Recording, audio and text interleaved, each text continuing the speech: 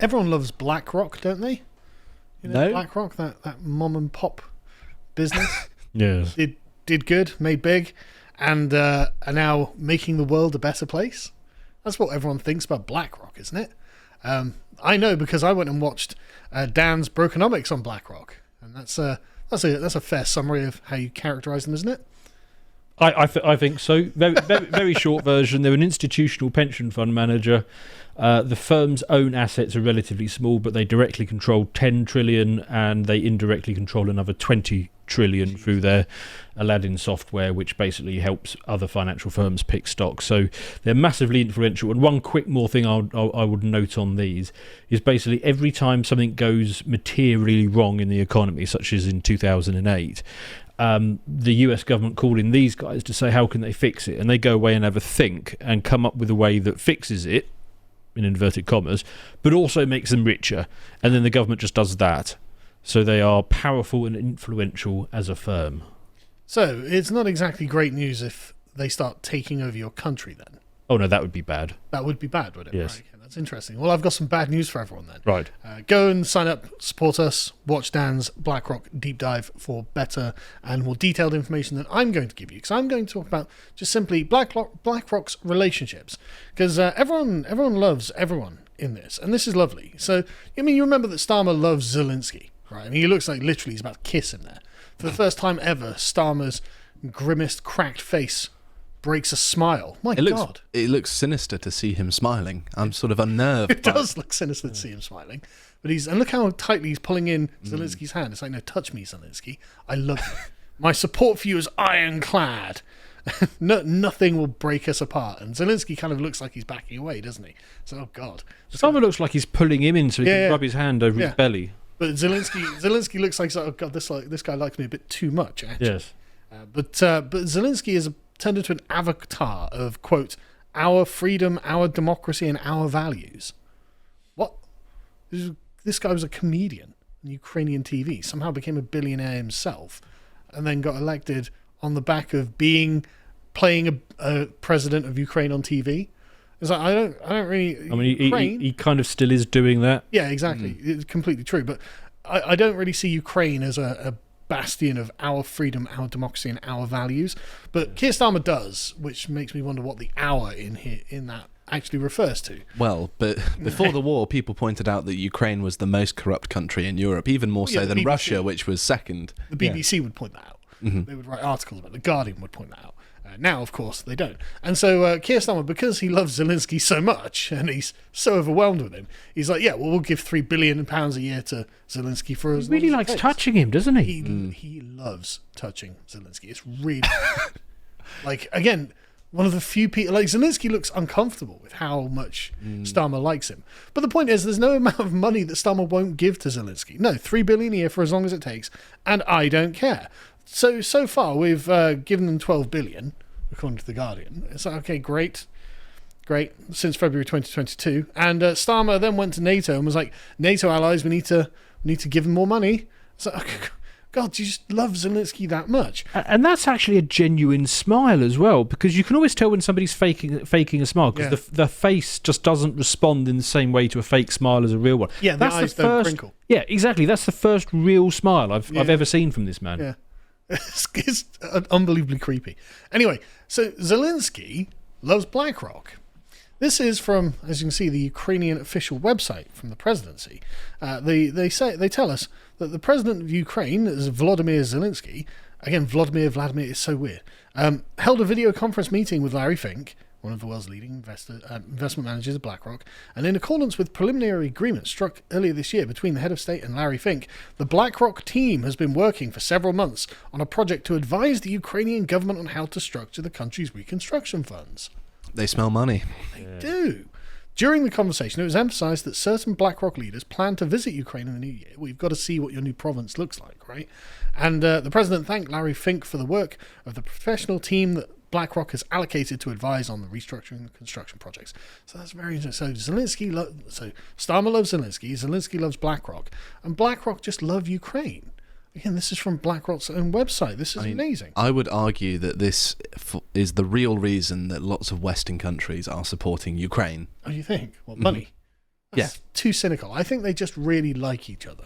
I think they're just best buddies. They're all pals.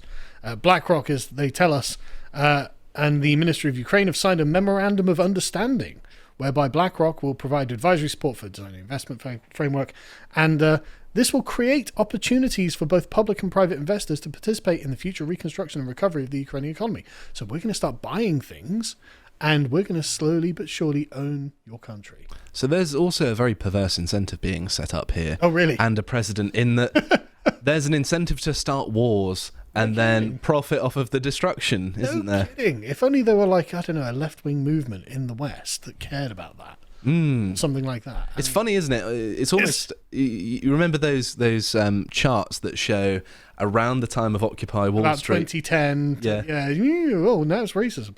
And I also remember how the left used to complain about, well, the West and our companies doing that with Iraq and Afghanistan, but never mind. Anyway, so what's interesting, though, is that Ukraine actually has a law. You can't read this because it's in Ukrainian, but I use Google Translate. And in this, it says... The following may acquire ownership of agricultural land plots. A, citizens of Ukraine. B, legal entities of Ukraine. C, territorial communities. So that, you'd think, would put BlackRock out of business there. They've got no options. But D is the state. Oh, okay. Right. So that went so well for them in the 30s. Yeah. I mean, yeah. Brilliant. But the point is, BlackRock can give Zelensky as much money as they want. And as the president, Zelensky can buy all of these things and just have it flow through him. So people are saying, well, no, BlackRock can't just directly buy the agricultural land. It's like, do they need to, is the question. But anyway, do you know who else loves BlackRock? Go on. Starmer, obviously. For some reason, he tweeted this out the other day. Now, this didn't have to happen. He could have had a meeting with BlackRock, like on the down low, right? He could have just had the meeting with BlackRock. Only a few journos would have known, and the regime journos wouldn't have made a big fuss about it. But for some reason, Keir Starmer tweeted out, quote, "I'm determined to deliver growth, create wealth, and put more money in people's pockets." So what's that got to do with Larry BlackRock? thinks pockets. Yeah. He doesn't specify which people. Exactly. Exactly. The people he sat around the table with. Yes. This can only be achieved by working in partnership with leading businesses like BlackRock. Is BlackRock just a business? I'm not sure. Does BlackRock have a business? I don't know. It's certainly not a charitable organisation that turned up to this dinner because they weren't getting paid. But BlackRock is going to help them capitalise on the UK's position as a world-leading hub for investment. I mean, okay. That's like we're going to have a lot of farmland that's freshly on the market, aren't we? You know, when we don't have laws like Ukraine that prevents foreigners from owning. Well, one interesting theory that I've seen put forward by Black Horse, one of the guys I follow on Twitter, is he's saying, well, maybe the reason Starmer is doing this is because BlackRock was promised all that Ukrainian land, and because the war isn't going the way they want it to go, BlackRock is now in the negative column for the promises. And so Starmer's like, okay, well, I'll engineer it so that you can end up with British farmland instead, so you're made good. Well, I've got no reason to think that's the case, although I wouldn't rule it. Well, it's the most psychopathic outcome, so therefore it's possible. Yeah, but I think the issue is BlackRock can't directly own land in Ukraine because of the Ukrainian laws. But why not just go through Zelensky in the reconstruction projects that will just, okay, we don't own it, but we're liable for a contract that says, okay, now BlackRock gets like 20% of the profits or something like that of whatever is it. It's so they don't need to own it to be able to extract tons of wealth from it. Well, and also, I mean, it may be that the states want BlackRock involved in farming because farming is very diverse.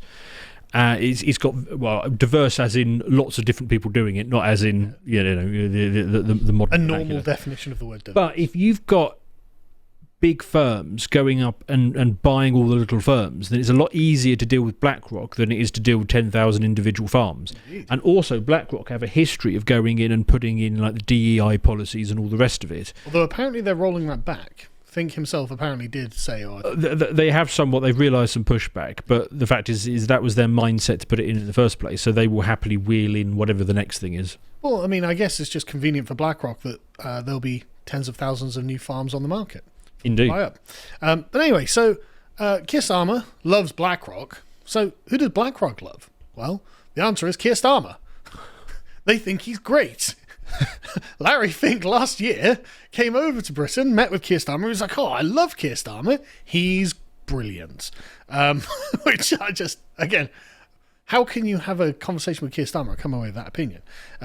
Larry Fink said, "I was in the UK and I spent time with both parties, the Conservatives and the Labour Party." This is the literal duopoly here. It's just, it's just so open. I love it. At least we get to know what exactly is happening. And I'm extremely pleased to see how the Labour Party in the UK went from being an extremist party with a Marxist leader to Keir Starmer. That didn't age well, did it? Soulless automatons. Yeah, but the idea that Keir Starmer isn't a Marxist extremist is hilarious as well, because that's literally what his student life was. You need to look at his case history, yeah. Yeah, he doesn't appear to have changed in any way, shape, or form. So it's just, they're a very moderate party. It's like, yeah, that's why everyone hates them, because they're so moderate. That's why people think Keir Starmer is literally the worst politician in Britain, because he's just so moderate. Well, and of course, Starmer is Trilateral Commission, which is one of these organisations that believes in one world government. Yes. Now, Starmer loves Davos and hates Westminster. Yes, and I don't know if Larry Fink is a member of the Trilateral Commission, but I'd be very surprised if he wasn't. So I'm sure he's got nothing to do with it. It seems possible that going to all of these, dinners, which we are told, oh no, they're not into the one world government stuff anymore. They're just going for dinner because they like the food. It seems that actually Starmer did get something out of going to these dinners and hobnobbing with the Blackrock types. Yeah. Well, again, they all love him. He loves them. Again, it's just a big circle of friends, you see. They're just buddies. So he hopes that Keir Starmer gets elected in 2023. And there is no question in my mind that I've never seen more fear and more distrust. Fear is pervasive now. And the question is, who do I listen to? And so he's complaining about the institutional discreditation, the fact that people don't believe in our democracy anymore. And he thinks that with Keir Starmer in charge, people have firm confidence in the way that the country's being run. Again, things that aged really badly. But the point is they're longtime friends, right? So Open Democracy had some emails from BlackRock and the Labour Party leaked to them, which is fascinating. So at 5 p.m. on Monday the 8th of July, a managing director investment called Jonathan Reynolds from BlackRock emailed the Rachel Reeves. Was it Rachel Reeves? Who's Secretary of State at the moment? I don't know. Right. Sandra Boss, right. So they said, it's a pleasure to address you like this after all these years. It's just fascinating. I'll spare you the details. It goes on for a little while, actually. But it's a very, very pally, friendly, oh, thank God, finally I get to call you, Secretary of whatever. And it's like, great. And so, okay, great. So the Labour Party love BlackRock. BlackRock love the Labour Party. Keir Starmer loves Zelensky. Zelensky loves BlackRock. And who do BlackRock also love? That's right, Ukraine. Because BlackRock are part of the 15 billion finance to rebuild Ukraine. BlackRock themselves are putting in not 15 billion, but a percentage of that. And what is hoping to be raised, the World Bank and various others are hoping to raise 500 billion in total for the reconstruction of Ukraine. And BlackRock will be directly involved in advising how this is all done. Well, just a quick point on basic finance, but let's say you've got X amount of billions to invest in a country to rebuild it. Well, if you're going to rebuild it, you're first going to have to acquire it in the state that it's in.